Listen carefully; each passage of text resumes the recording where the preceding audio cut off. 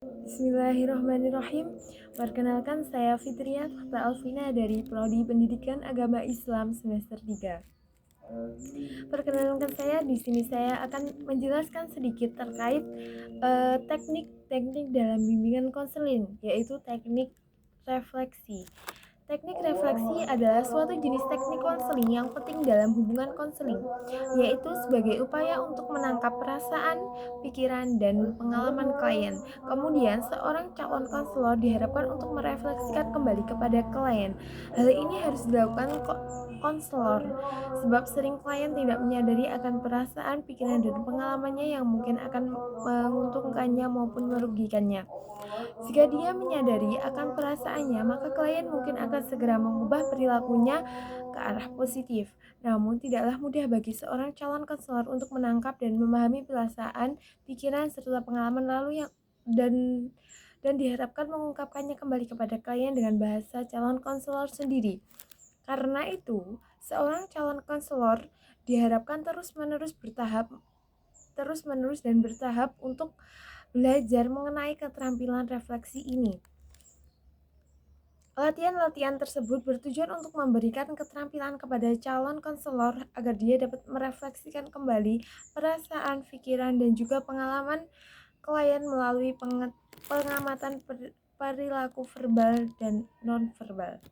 Refleksi adalah keterampilan pembimbingan atau konselor untuk menuturkan kembali kepada klien tentang perasaan, pikiran, dan pengalaman klien sebagai hasil pengamatan terhadap perilaku verbal dan non-verbalnya.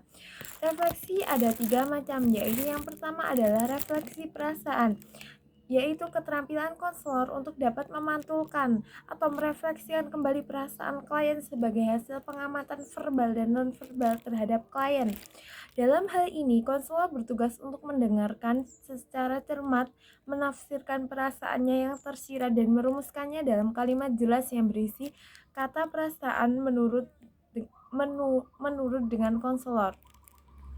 Setelah klien sudah memahami permasalahan yang dialami, maka konselor melakukan tahapan yang kedua, yaitu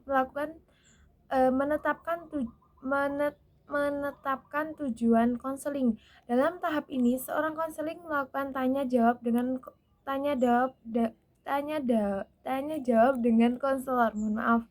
Konselor bertanya kepada konseling terkait tujuan apa yang diharapkan terhadap si konseling, dan konseling menjabarkan secara detail tujuan yang diinginkan terjadi setelah proses bimbingan konseling.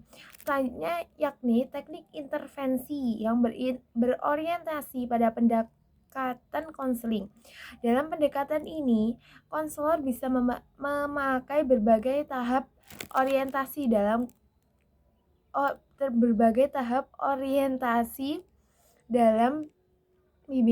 pendekatan bimbingan konseling.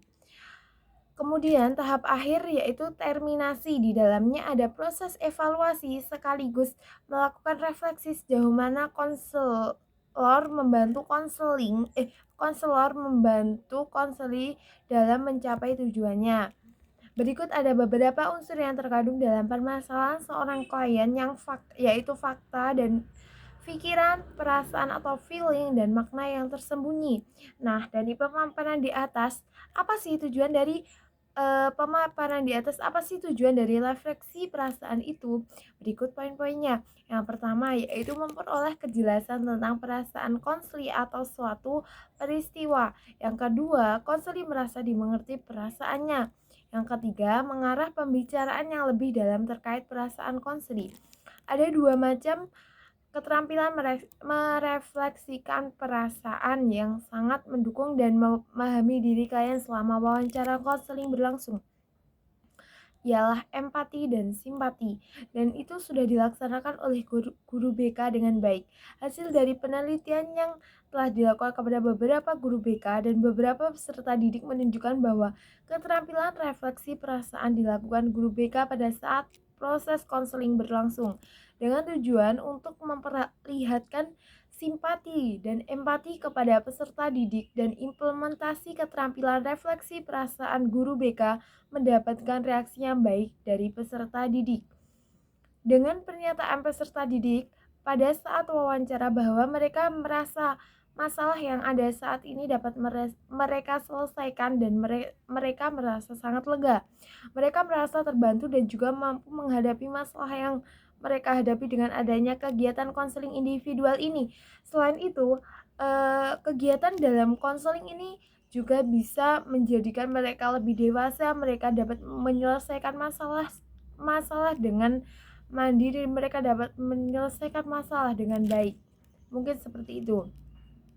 Yang kedua yaitu refleksi pikiran, yaitu keterampilan pembimbing atau konselor untuk memantulkan ide, pikiran, pendapatan klien sebagai hasil pengamatan terhadap perilaku verbal dan nonverbal terhadap klien.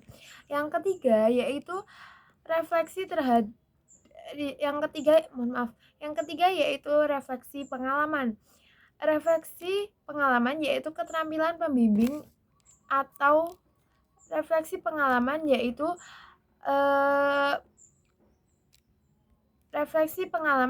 keterampilan pembimbing atau konselor untuk merefleksikan pengalaman klien terhadap hasil pengamatan perilaku verbal nonverbal klien. Secara lebih sederhana, refleksi dapat didefinisikan sebagai upaya konselor memperoleh informasi lebih mendalam tentang apa yang dirasakan oleh klien dengan cara memantulkan kembali perasaan, pikiran, dan pengalaman klien. Dalam hal ini, seorang konselor dituntut untuk menjadi pendengar yang aktif. Hal senada juga diungkapkan oleh Bolton yang mengatakan bahwa mendengar adalah lebih dari hanya mendengar saja. Lebih khusus, ia mengatakan dalam proses mendengar terhadap unsur menyimak. Berarti konselor harus memperhatikan sungguh-sungguh pesan apa yang disampaikan oleh klien. Ada 3 jenis refleksi yang diungkapkan oleh Bolton. Mungkin tidak jauh berbeda dengan refleksi yang saya jelaskan di atas tadi, yaitu refleksi feelings atau perasaan, refleksi meanings, dan yang terakhir adalah summative reflection. Yang mungkin sedikit asing, refleksi meanings dan juga summative reflection. Yang refleksi feelings atau merefleksi perasaan sudah saya jabarkan tadi, yaitu konselor mencerminkan kembali perasaan yang disampaikan oleh klien. Yang kedua yaitu refleksi meanings, apabila ada perasaan dan fakta dicampurkan dalam suatu respon yang akurat. Hal ini disebut sebagai refleksi makna. Dan yang terakhir adalah summative reflection. Summative reflection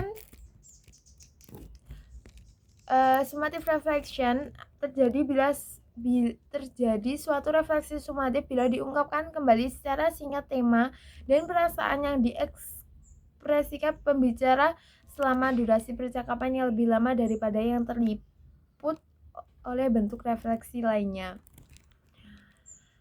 Menurut Bolton, kalimat-kalimat berikut dapat digunakan untuk memulai refleksi sumatif. Tema yang selalu Anda ulangi seperti